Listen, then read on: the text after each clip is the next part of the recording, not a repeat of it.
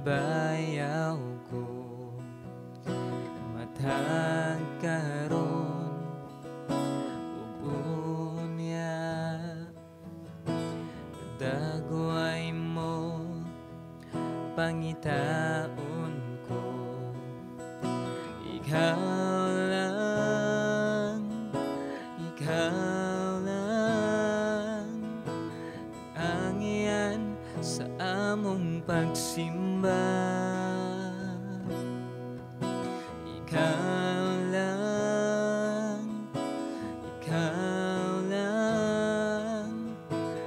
ang iyan sa among pagsimba. Dili matukip ang imong kaayo, diri ka namo o Diyos. Labihan ka dako ang imong gugma, diri ka nako Jesus. Walay sama kanimo nga mo pa sa ilo, kinabuhi ko gibago mo.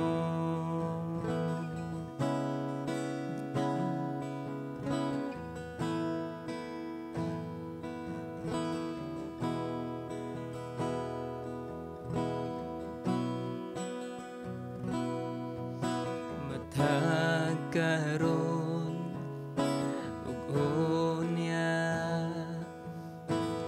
ngalan mo ibayaw ko matag karon ug unya ngalan mo pangitaon ko ikaw lang ang angian sa among pagsimba. Ikaw lang ang angian sa among pagsimba. Dili matukip ang imong kaayo, diri ka namo o Diyos. Ilabihan ka dako ang imong gugma, diri ka nako Jesus. Walay sama kanimo nga mo pa sa ilo, kinabuhi ko gibago mo.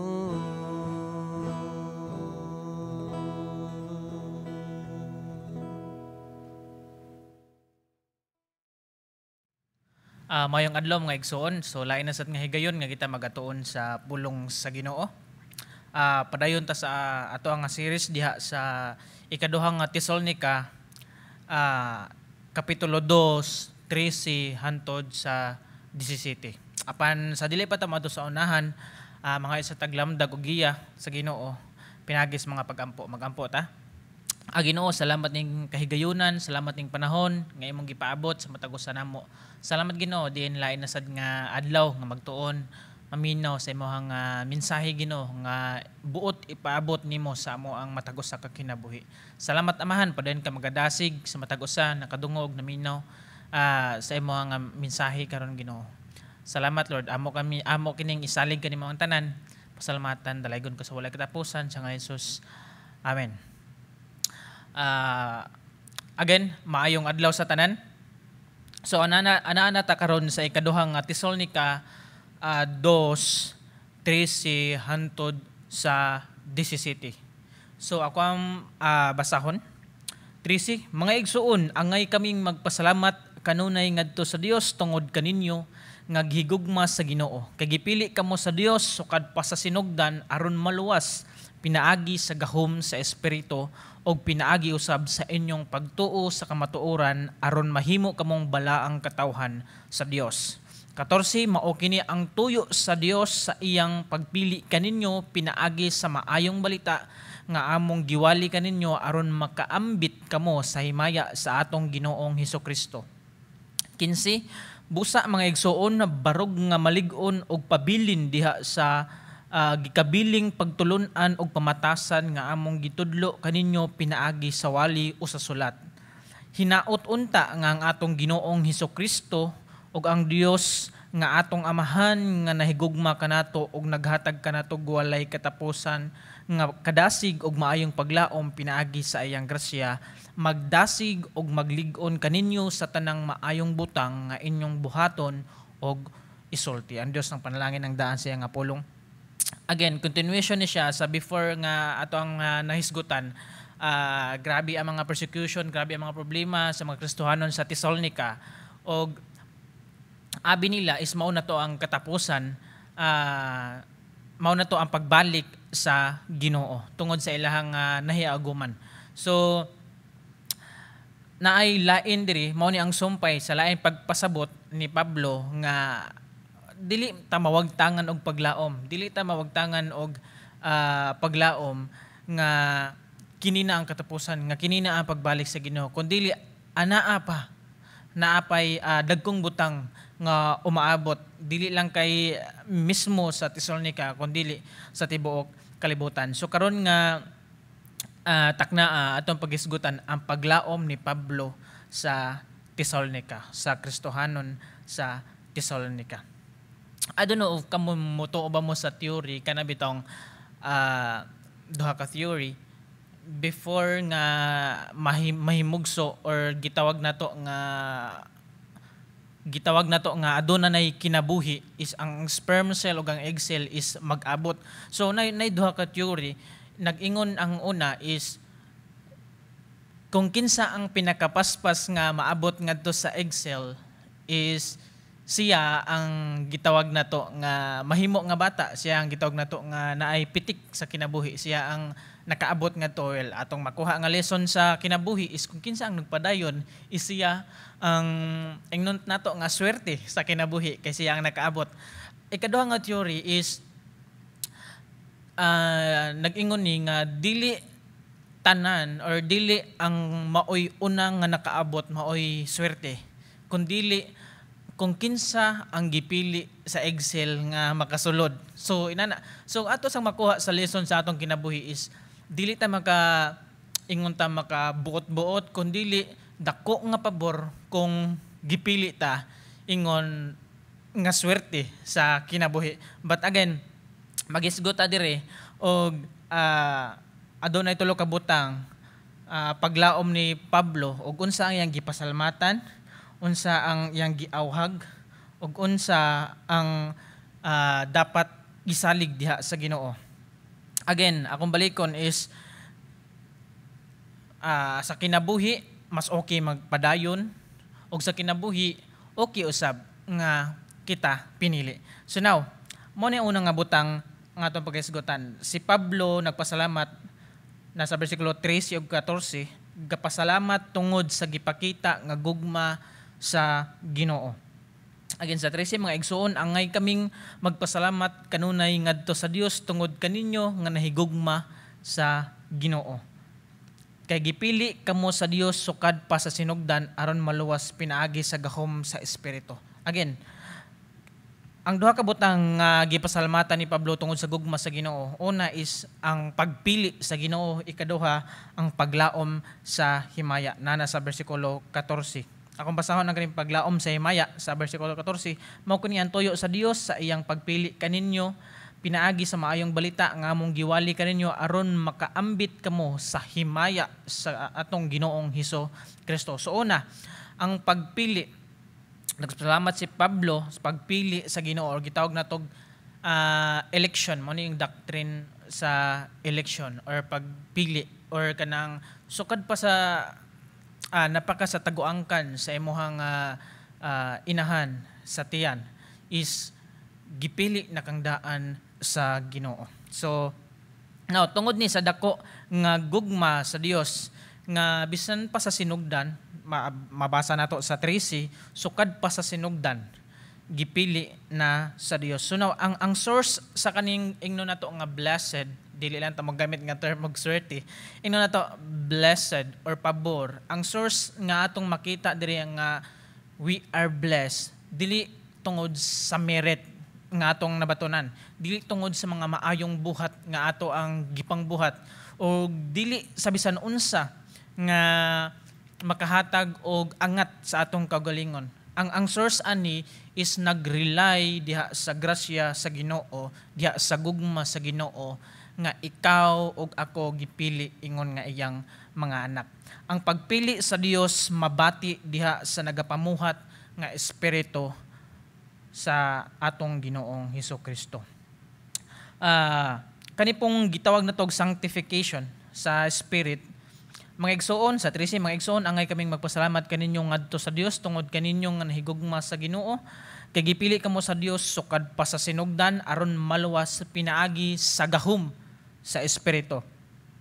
So basically, kung gipili ta sa Dios, syempre malangit or adto sa paraiso. Kung moadto ta sa langit, 100% perfect gina siya. So now diri sa atong pagkinabuhi diri sa kalibutan, walay maka-aim nga 100% nga perfect siya. So that's why natay gitawag og sanctification sa spirit or i-sanctify ang espiritu. So mao ni ang spare, mao ni ang time nga kita sa ato ang pagkinabuhi nagalihok ug makita sa ato nga Kristohanong pagkinabuhi nga grabe dayag makita ang espiritu sa Dios nga nagapamuhat sa matag usa nato ka kinabuhi. Moabot ang katapos sa mga adlaw, mo nagitawag nato glorification.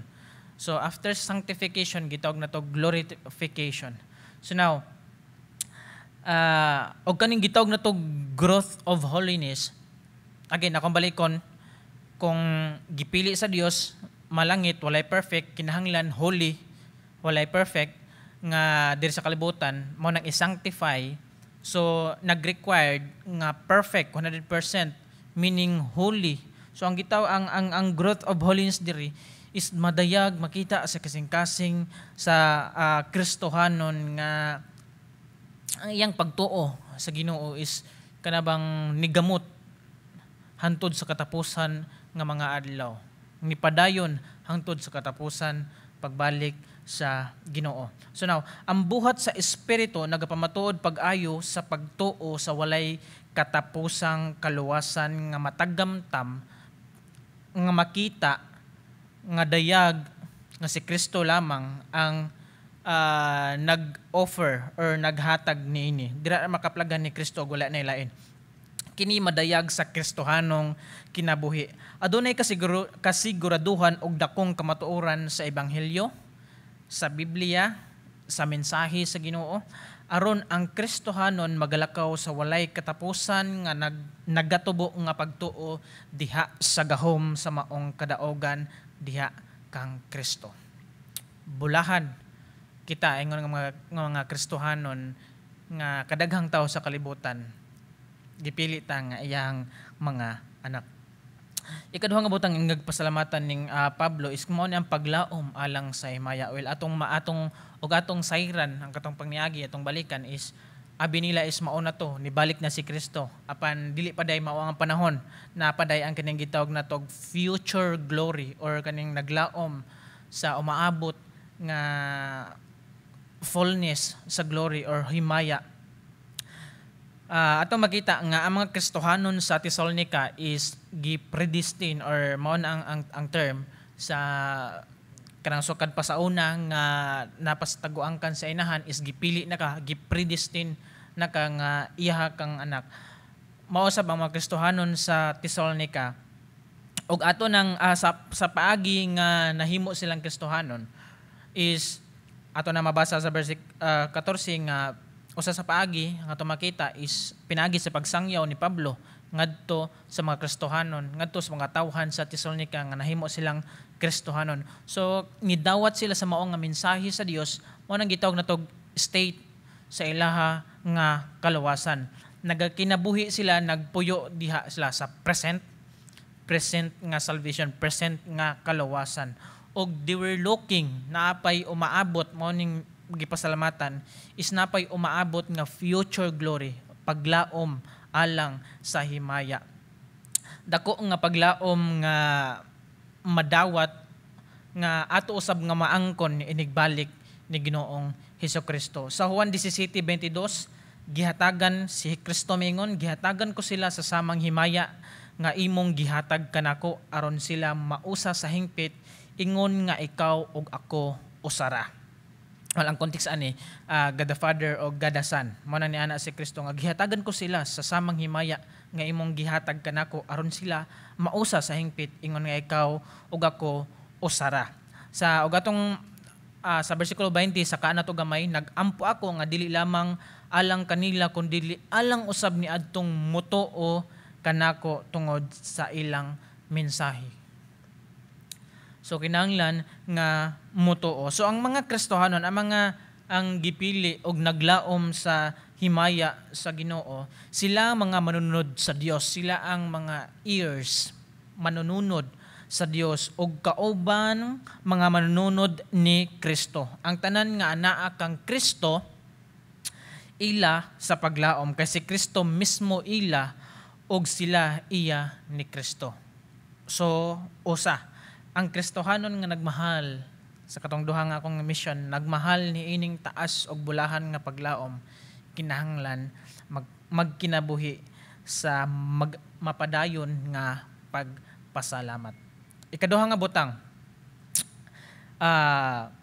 una katong nagpasalamat karon giawhag sa bersikulo 15, giawhag nga barog nga malig-on. So adunay duha ka butang sa asa nga aspeto nga giawhag ang mga Kristohanon sa Tesalonica, in which ma-apply usab nato karon ingon nga Kristohanon niining mga panahon, niining nga panahon.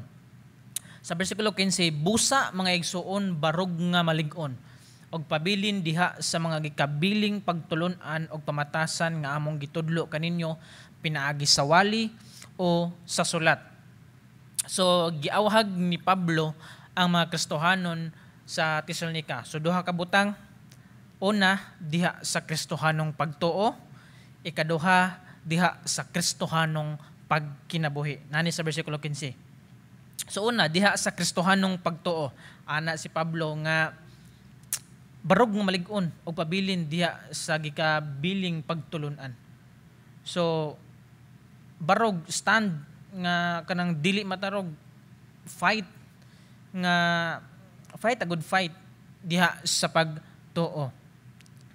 So gipili kita sa Dios, kinahanglan kita nga mapadayon, kinahanglan kita nga mobarog sa ato nga pagtuo o kana una nga butang nga giawhag ning Pablo. Dili kinahanglan nga atong libugon ang atong mga kaugalingon sa lawom nga mga misteryo nga dili matungkad sa hunahuna.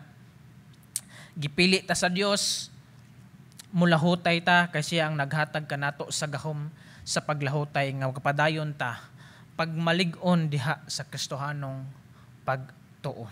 Ikaduha nga giawhag ni Pablo nga barog nga malig-on is diha sa Kristohanong pagkinabuhi. Ang Kristohanong pagkinabuhi gipasikad pinaagi sa unsaman. Ang Kristohanong pagkinabuhi gipasikad pinaagi diha sa pulong sa Ginoo, in which ang mga Kristohanon ingnon daon sa man ang meaning aning Bible. So ang another nga ilang gihatag nga acronym, basic nga instrument before leaving earth, or kanang instrumento or mopalitag usa ka butang is na siya manual, mopalitag usa ka machine na siya kanang guide, na siya manual. Ingon usab sa atong kinabuhi is na ay manual sa kinabuhi ug mao ni ang Biblia. So pabiling barog sa Kristohanong pagkinabuhi, ang atong pagkinabuhi nagabase sa Biblia. Ang Kristohanon nga pagkinabuhi gipasikad pinaagi sa pulong sa Ginoo diha sa pagtulun-an mga doktrina sa Biblia, maayong balita nga magkinabuhi kitang subay ug uyon diha kang Kristo. So now si Pablo nagtudlo sa mga Kristohanon sa Tesalonica pinaagi sa pulong. Syempre wala pa may Bible sa una, so oral ang iyang gamit, like verbal. Pinaagi sa iyang nga pulong, sa iyang baba nga nigawas gisulti. Wala sila makita. Mo nang niingon sa bersikulo 15 nga among gitudlo kaninyo pinaagi sa wali o sa sulat. Ang kaning sulat is mao ni ang kaning letter. But mostly is madungog nila pinaagi sa pagsulti o kaning gitawag natug oral tungod kay again walay Biblia sa unang panahon, dili full compile ang Biblia ni ining mga panahon na. So now ang usa sa mga problema sa kaning gitawag nato og kaning oral, ang mga Kristiyanon sa Tesalonica, of course natudloan ni Pablo bahin sa kinabuhi ug kamatayon ni Kristo, doktrina sa kinabuhi nga Kristohanong pagkinabuhi nga inana wala sila'y matawag nga Bible or guide nga kanunay ma-refresh kundi pinaagi lang kung masultian sila. Mao na ang usa ka paagi.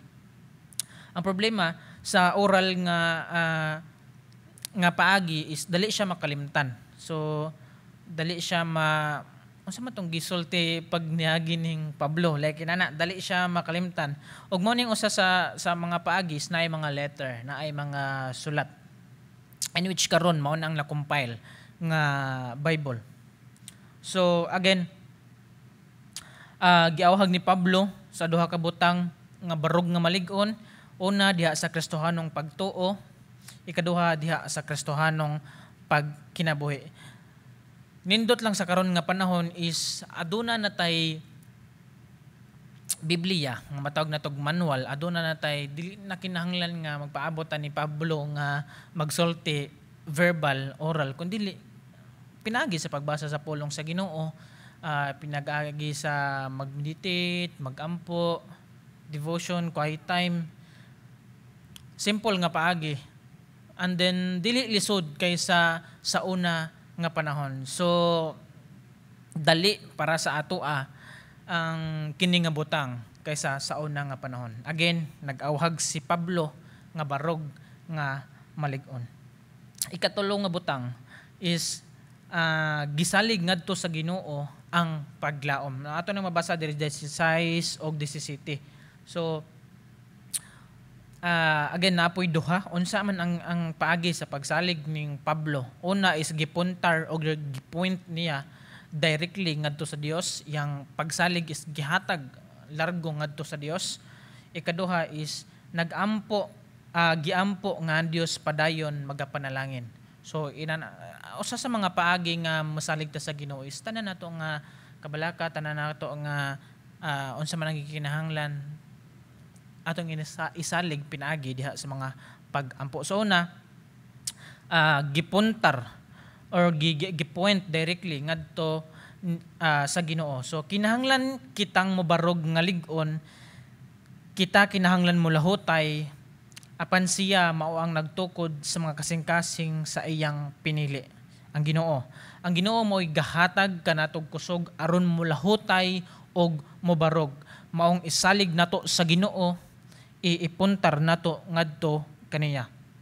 So diri nga mga punto sa 16 o 17, hinaut unta ang Dios, bersikulo 16, nga ang atong Ginoong Hesukristo ug ang Dios nga atong Amahan nga nahigugma kanato ug naghatag kanato walay katapusan nga kadasig ug maayong paglaom pinaagi sa iyang grasya, magdasig ug maglig-on kaninyo sa tanang maayong butang nga inyong buhaton og isulti. Now, og atong manotice dire ang linya ning Pablo, sama siya sa kanang murag gitawag natog benediction. Naapoy reference sa ikaduhang Korinto 13:14 kanang moana nga benediction nga ang gugma, may the grace of the Lord Jesus Christ and the love of God and the fellowship of the Holy Spirit, kanang benediction, be with you all. So atong makita dira na siya na siya murag pattern, na siya murag clue. Lord Jesus Christ, ikaduha, love of God, or God the Father, ikatulo, fellowship of the Holy Spirit, or the Holy Spirit, which is mao ang gipasabot nga Trinity. Og the same way nga gigamit ning Pablo diri sa 16 og 17. Inana iyahang gipuntar directly ngadto sa Ginoo. Walay lain nga tawo nga iyahang gi-mention, walay lain nga tawo nga iyahang gi-appeal, kundi directly ngadto sa Ginoo, ngadto ni Jesucristo, Dios sa Amahan. Iyang gilargo, gipuntar, iyang gisalig ngadto largo sa Ginoo. Ang Dios nga Amahan mao ang amahan nga mao ang atong amahan. Matod pa ni San Pablo, siya nahigugma kanato. Og atong balikan sa bersikulo 13, ang Dios nga amahan nahigugma kanato. Sa iyang amahanong gugma anaa ang atong pagpili, ang atong paglaom sa himaya. Siya naghatag usa ka maayong paglaom sa maabot nga himaya, future glory. Ang bulahan nga paglaom sa walay katapusan nga kinabuhi uban sa Dios sa langit, o kini iyang gihatag kaniya, iyang gihatag diha sa grasya, dili atong buhat kundi pabor gikan sa Ginoo. Ikaduha,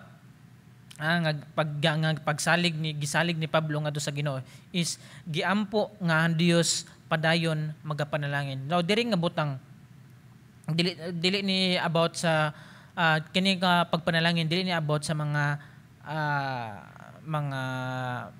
bahandi nga aspeto, kundi about ni sa bersikulo 17, magdasig og maglig-on kaninyo sa tanang maayong butang nga inyong buhaton og isulti. Kana grabe na nga panalangin, grabe na nga blessing. Tungod kay lisod lihok sa usa ka tawo, or lisod maglihok ang usa ka tawo kung dili siya dasig og dili siya lig-on. So mo nang nagampo si Pablo, ang Dios padayon nga magapanalangin. Again, panalangin dili bahandi kundi magahatag kanunay og kadasig og kalig-on nga kita makalahutay sa moabot nga katapusan nga panahon. Siya makapalig-on sa atong kasing-kasing, makahatag siya kanato ni anang lig-on nga kasing-kasing lig-on misalig sa Ginoo nga dili matarog sa kalibutan, dili matarog sa daotan ni Satanas, sa yawa. Unya kita mosulti sa pulong sa kamatuoran o gugma og mobuhat sa mga buhat sa pagkamatarong og hugot nga pagtuo, pinaagi ni anang sulod nga kahupayan og kusog nga gikan sa Dios lamang. Sa katapusan, adunay tulo ka butang, tulo ka kamatuoran nga atong makutlo. Una, sa tiliwala sa mga katalagman, taliwala sa mga problema, taliwala sa mga kaipit sa panahon, mga persecution sa masa nahiaguman sa Tesalonica, tiliwala nining tanan. Atong nasayran, kamatuoran, adunay kahupayan, adunay comfort alang sa mga Kristohanon, alang sa mga magtotoo, alang sa mga anak sa Dios. Sila anaa sa mga kamot sa Dios tungod kay gipili sila sa Dios. Ikaduha nga butang atong makutlo, giawhag nga pagmalig-on.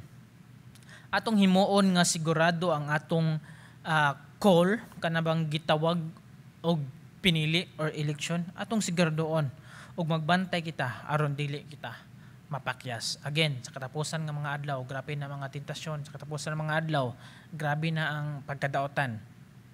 Atong padayon tang maglig-on sa atong Kristohanon nga kinabuhi ug atong siguradoon ang kaning pagtawag o pagpili ingon nga kita mga anak sa Dios. Ikatulo nga butang o katapusan, ang Dios lamang ang makahatag og walay katapusan nga kahupayan og paglaom.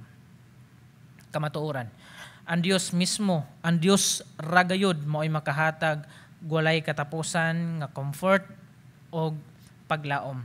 Pangitaa kining bililhonggas sa niya, kinigihatag ngadto kanila nga iyang gipalig-on sa matag maayong pulong o buhat.